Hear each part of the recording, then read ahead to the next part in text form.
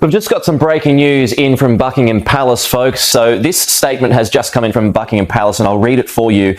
It goes on to say, His Majesty has today initiated a formal process to remove the style, titles, and... The state banquet had been designed to project perfect royal control. Then Catherine looked across the room and froze. Resting above Camilla's carefully arranged hair was a tiara Catherine believed had vanished from royal circulation years earlier, a jewel intimately connected to Diana.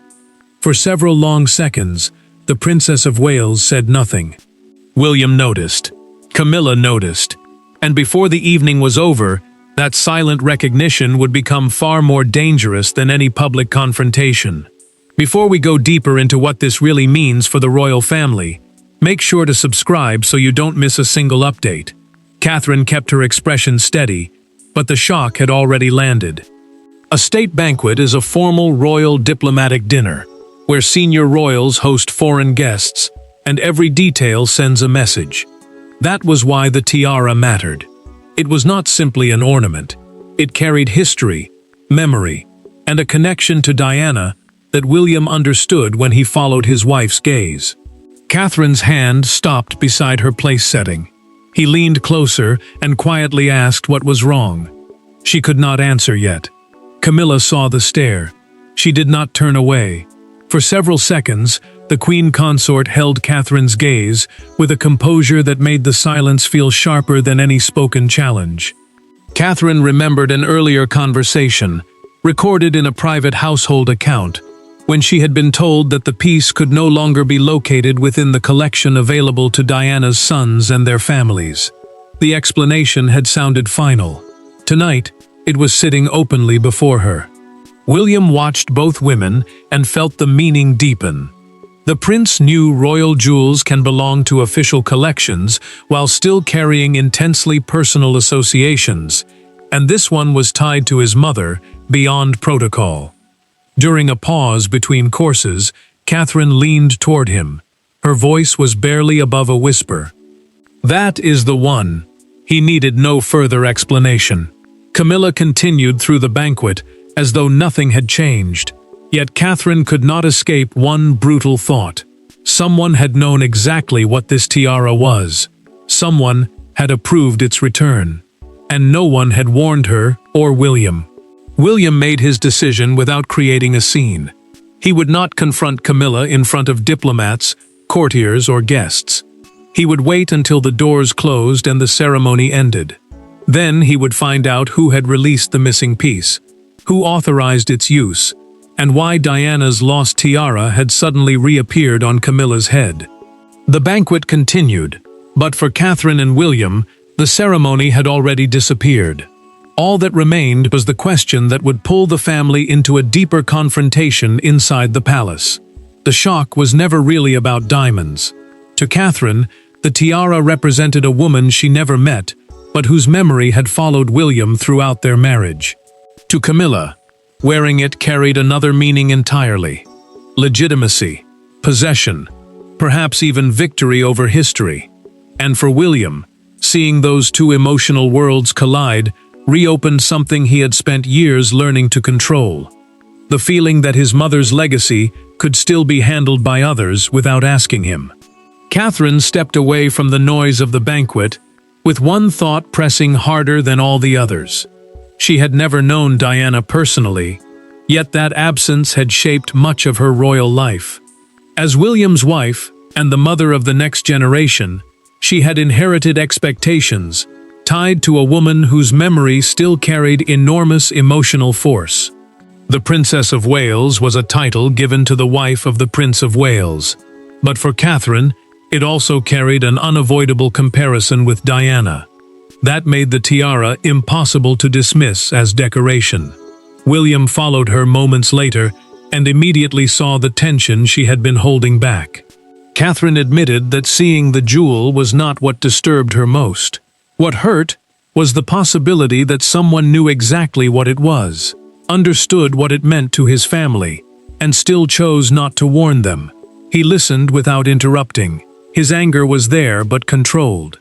Objects connected to Diana had always carried weight for both him and Harry, and the prince knew that reacting too quickly could turn a private wound into a public explosion. Camilla faced a different kind of pressure. For decades, she had lived beneath the cultural shadow of Diana, and every comparison carried history with it. The queen consort had built her place slowly, but wearing something so strongly linked to the late princess risked collapsing years of careful distance in one evening. After returning to her private rooms, she removed the tiara and paused before handing it to an aide. Then she asked a simple question. Had Catherine said anything? The aide answered that she had not heard anything directly. Camilla said nothing more, but the question itself revealed that she knew recognition was possible. Catherine suddenly remembered another conversation.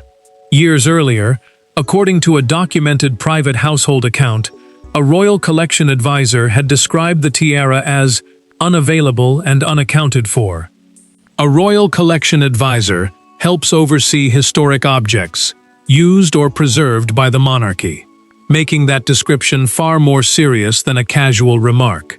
She repeated the words to William, and his expression hardened. William understood that emotion alone would not solve this. They needed dates, access records, and one answer above all others. Who had controlled the tiara before it vanished? And buried in that history was one particular palace moment. An incident everyone had treated as insignificant until Catherine saw the tiara again. Years before the banquet, the tiara had already caused one quiet disturbance inside the royal household. It happened after a private inventory review connected to Diana's former jewelry holdings, when one familiar piece could not be matched to its expected storage reference. The discrepancy was contained, the conversation shortened, and the family moved forward. But one private encounter that followed changed everything. Looking back, Catherine would realize that this was the true point of no return. Catherine had first encountered the mystery during a private Windsor jewelry inventory several years earlier. An inventory is a formal record showing which historic pieces exist, where they are held, and whether they are available for use. Many jewels associated with Diana had clear histories after her death, either remaining within royal custody or passing into family use. This tiara was different. Its trail seemed to stop. When Catherine asked why it was missing, a senior keeper told her it had been transferred under a sealed Queen's household instruction and was no longer available for presentation. William did not accept that explanation easily. Catherine repeated the exchange to him later, and the prince immediately asked whether Diana's sons had been consulted before something so strongly connected to their mother was moved. According to a documented household account, he was told the transfer was administrative and required no family approval. That answer disturbed him more than the missing jewel itself. If the decision was only administrative, then someone inside the system had possessed enough authority to remove the tiara from ordinary access without explaining why. Camilla entered the story soon afterward. At a small family reception, she spoke briefly with Catherine and made a remark that seemed harmless at the time. The queen consort told her that not everything associated with Diana belonged to the past. Catherine remembered being struck by the wording, but she let it go. Now, after seeing the lost tiara at the banquet, those words returned with uncomfortable force. Camilla had said them before the jewel ever reappeared. William pushed deeper into the old records. The answer changed everything. The tiara had not been destroyed, lost, or misplaced. Its inventory trail ended with a restricted reassignment code, a designation used when an object is deliberately moved into a more limited category of royal access. Someone had chosen to move it. Even more troubling, the reassignment occurred shortly before Camilla gained wider access to jewels reserved for major official occasions. Catherine felt the pieces locking together. The missing record, the sealed transfer, Camilla's strange remark, the timing. By dawn after the banquet, William no longer believed the tiara's return had been accidental. History had supplied the motive, the missing trail, and the warning. Now he wanted something far simpler from Camilla: the truth. There were no photographers when the real confrontation began. No banquet guests. No ceremonial smiles. Only William, Catherine, and Camilla in a private palace sitting room the following morning. Catherine remained unusually quiet, while William asked the question that had hung over the family all night. Why had Camilla worn a tiara connected to Diana when everyone knew the piece had disappeared from ordinary royal access years earlier? William had arranged the meeting himself because he no longer trusted distance, aides, or careful palace language to carry the truth. A private palace sitting room is simply a closed family space used for conversations, away from public ceremony, and that privacy mattered now. The prince believed the missing tiara had moved beyond administration. It had become part of his mother's history, his wife's humiliation, and a question of whether family memory had been ignored by the very institution meant to protect it. Catherine sat beside him, because she had recognized the jewel first. Camilla arrived knowing exactly why they were there. William placed both hands on the back of a chair and looked directly at her. "Did you know whose tiara it was?" The question was controlled, but the anger beneath it was unmistakable. Camilla did not avoid the answer. The queen consort said she knew its history perfectly well. Catherine finally broke her silence. She explained that the deepest wound had not been seeing the jewel itself. It was being forced to recognize it in public, surrounded by guests, with no warning that something tied so closely to Diana had suddenly been returned to royal use. Camilla listened, then pushed back. She insisted that she had not secretly removed the tiara from storage or ordered anyone to conceal it. According to a recorded private conversation, later preserved in a household account, she said the jewel had been formally presented to her among pieces available for the banquet from a restricted royal reserve. A restricted royal reserve means historic items kept under tighter control and released only with specific authorization. Her argument was simple. If the palace had offered it for official use, she believed she had the right to wear it. William did not move. He asked the one question that changed the room. Who authorized its release? Camilla hesitated. Then she answered. The authority had not come from her personal staff. It had passed through the king's household. Catherine looked toward William, and he understood the confrontation had just shifted. Camilla might have chosen the tiara, but someone above her had opened the door. William had entered the room, expecting to confront Camilla. He left, knowing the more painful conversation would be with his father. Charles had spent decades learning that the crown survives by separating private feeling from official authority. Diana's tiara destroyed that separation in a single evening. When William approached him, the king was no longer being asked merely about a jewel. He was being asked whether institutional power had been used to rewrite a family memory, and whether Camilla had been allowed to wear something he knew would cut deeply into his eldest son. Charles sat alone with the banquet jewelry authorization sheet before him and read it line by line. An authorization sheet is the formal record showing which restricted royal pieces have been cleared for official use, and his approval carried final weight over exceptional access. The king reached the line naming the tiara, stopped, and set the paper down just as William entered. That small movement told the prince enough. His father already understood why this conversation would be difficult. William did not waste time. He asked why he had never been warned that something so closely linked to Diana was being returned to public use. Charles answered carefully. He said he had never viewed official jewel selection as something that required his son's permission. In legal and institutional terms, the monarch believed the piece remained under crown control. But formal custody was not the same as emotional ownership, and the prince made that distinction clear. Diana's memory was not an inventory number. It was part of his childhood, his grief, and the family his mother had left behind. Charles listened more closely when Catherine's reaction was described. William told him how she had frozen, how she struggled to speak, and how public recognition had made her feel deliberately excluded. The king's certainty weakened. What had looked like routine palace procedure suddenly had a human cost. He knew Catherine had spent years carrying comparisons with Diana, without ever trying to claim her identity. To place that history in front of her, without warning, had turned administrative authority into personal pain. Charles then made a crucial admission through a documented private household account. He had approved access to the restricted collection, but he had not been shown the final combination of jewels Camilla intended to wear that evening. The king insisted he had opened the collection, not selected the tiara. William pressed harder. Charles ordered the authorization chain reconstructed.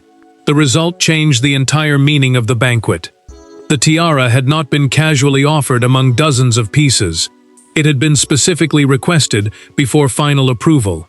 The king stared at the record again. William understood the danger immediately. Someone had deliberately chosen Diana's lost tiara for Camilla. The question was no longer whether the tiara had appeared by mistake. The question was why anyone had wanted that particular jewel on that particular night. By the next morning, the banquet was being discussed for everything except diplomacy. Staff members were comparing jewelry photographs. Senior aides were being asked who signed which authorization. Catherine withdrew from the noise, while William became increasingly determined to stop palace procedure from burying the emotional truth. Camilla faced an equally brutal reality. Regardless of how the tiara reached her, the image of her wearing Diana's lost jewel could never be unseen. William demanded a clear record of how the tiara had moved from restricted storage to the Queen's final banquet selection. The authorization chain, the sequence showing who requested, approved, and released a royal item, suddenly mattered because vague language could hide responsibility. He had already seen how easily an emotional wound could be reduced to procedure. The prince wanted names, dates, and decisions. Catherine understood why. If the record disappeared behind palace wording, the family would never know whether the tiara had appeared through carelessness or intention. Camilla sat alone after an aide closed the door behind her. The queen consort looked toward the tiara box on the dressing room table, reached for it, then stopped. She stared at the case for several seconds, before pushing it away unopened. That gesture carried more weight than any statement. She knew the controversy had moved beyond ownership. Diana's memory still had extraordinary force, and now her own decision was becoming part of that history. Catherine spoke quietly to William when they were finally alone. She told him she did not want revenge, humiliation, or another family spectacle. She wanted acknowledgement. Diana could not be reduced to ceremonial inventory simply because an object remained under royal control. William heard the pain beneath her restraint, yet his own conflict was becoming harder to contain. He remained loyal to Charles as his father and sovereign, but he was angry that the system the king supervised had allowed something so sensitive to happen without considering the people most affected. Then the paper trail delivered its hardest blow. According to a documented internal review, Camilla had personally approved the final jewel list after the tiara was placed among several possible choices. That alone changed the tone. But another notation went further. Before the final selection, she had been specifically informed that the piece carried a direct association with Diana. William read the notation twice. Catherine did not ask him to confront Camilla again. This time, she stopped him. She had spent too long allowing other people to explain what the moment meant for her. For the first time since the banquet, Catherine stopped asking what had happened, and decided to tell Camilla exactly what it had done. No aides entered the room. William remained outside. Charles was not invited. For once, there would be no palace machinery between the two women whose lives had become entangled with the memory of Diana. Catherine arrived calm but wounded. Camilla arrived defensive but visibly tired. Neither raised her voice. Yet what passed between them became more consequential than the banquet itself. because Catherine finally asked the question everyone else had avoided. Why that tiara? Catherine had requested the meeting because she wanted every layer of royal protection stripped away. No advisors, no household procedure. No husband or sovereign stepping in to explain what either woman meant. Restricted custody, the tighter form of royal storage used for historically sensitive pieces, had become part of the dispute, but she no longer wanted to talk about records. She wanted Camilla to understand the human cost. The queen consort agreed to come because she knew refusing would make the banquet look less like misjudgment and more like deliberate provocation. Catherine spoke first. She told Camilla that seeing the tiara had felt as though Diana's memory had been moved into another woman's story without warning. She had never expected every jewel connected to the late princess to remain untouched forever. That was not the point. The pain came from watching something so emotionally tied to William appear publicly on someone whose own history with Diana made the choice impossible to separate from the past. Camilla listened, then finally explained herself. According to a recorded private conversation preserved in a household account, she admitted choosing the tiara while fully aware of its association. The queen argued that avoiding every object linked to Diana would mean allowing the past to dictate every decision she made in the present. She believed the monarchy had to move forward, and she had convinced herself that wearing the piece could demonstrate exactly that. Catherine did not accept the reasoning. She told her that using history and respecting history were not the same thing. Recognition should have come before symbolism. William should have known. She should have known. The silence around the decision had turned a royal jewel into something that felt personal and almost hostile. Camilla's resistance finally weakened. She admitted she had underestimated what the tiara represented to William, and accepted that wearing it without speaking to him first had been a serious mistake. Then she made the decision that changed everything. She would never wear it again.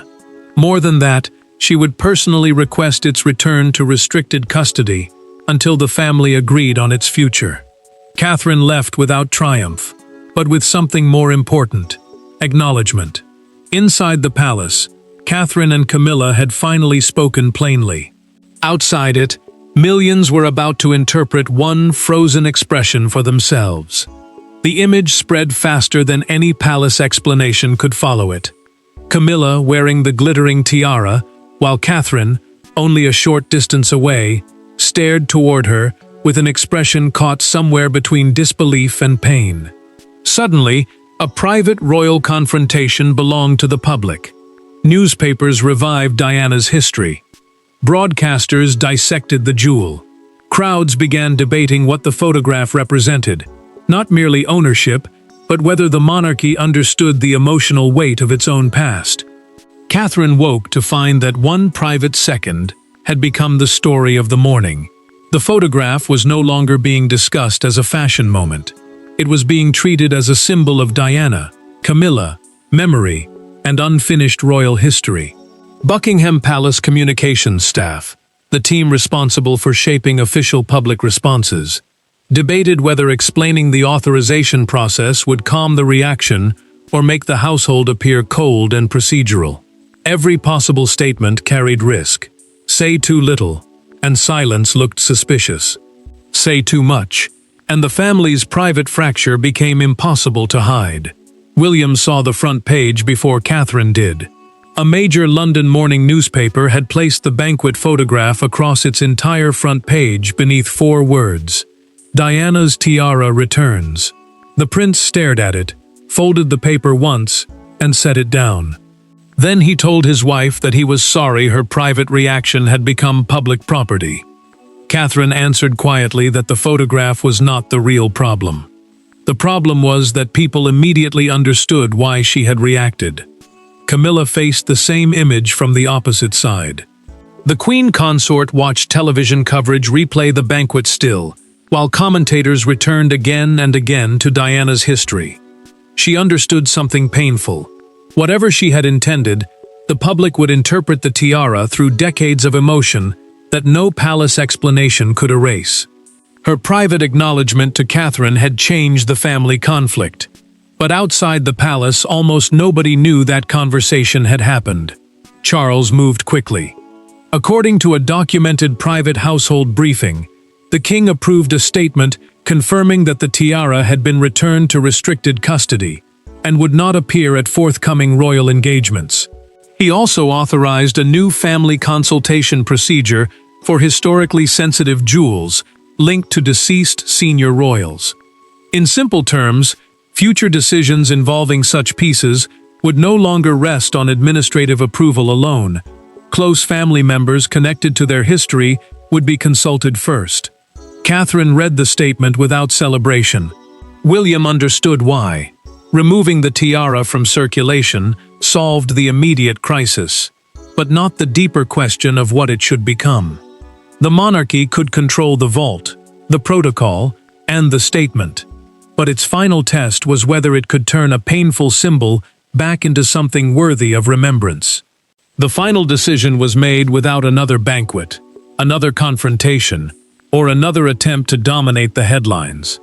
Diana's tiara would not become Camilla's signature jewel. It would not quietly disappear into storage again either. After discussions involving Charles, William, Catherine, and Camilla, the family reached a settlement that acknowledged both royal custody and emotional history.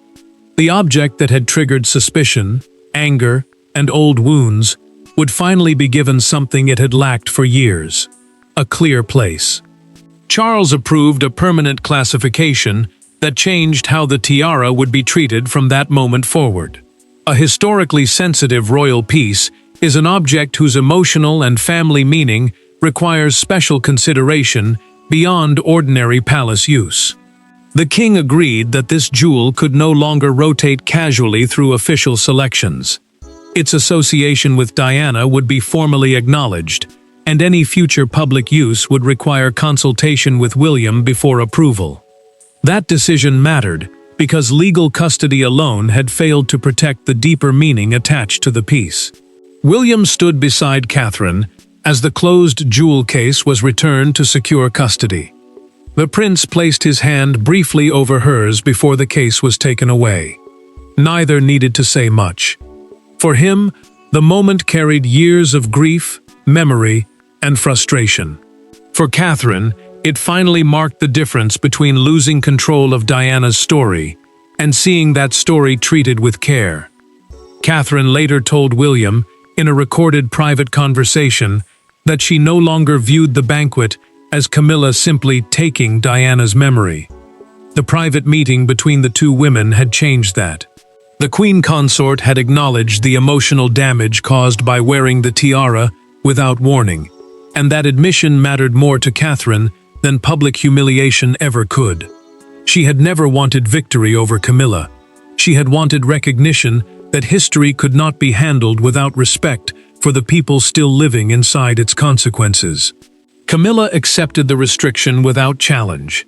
She chose not to wear the tiara again and did not attempt to reverse the decision. Charles, meanwhile, came away with a harder lesson. The monarch understood that royal authority could determine possession, access, and protocol, but it could not command memory. Objects connected to grief carry meanings that paperwork cannot erase. The banquet had not erased Diana. It had not dethroned Camilla or divided Catherine from the monarchy. Instead, it forced the family to create a boundary that should have existed years earlier. History may belong to the crown, but memory belongs to people. And that became the final meaning of the night Catherine froze across the banquet table. Diana's tiara had returned, not to reopen an old rivalry, but to force the monarchy to decide that remembrance deserved respect. And this time, it did. Thanks for watching. Please don't forget to like and subscribe, and we will see you in next one.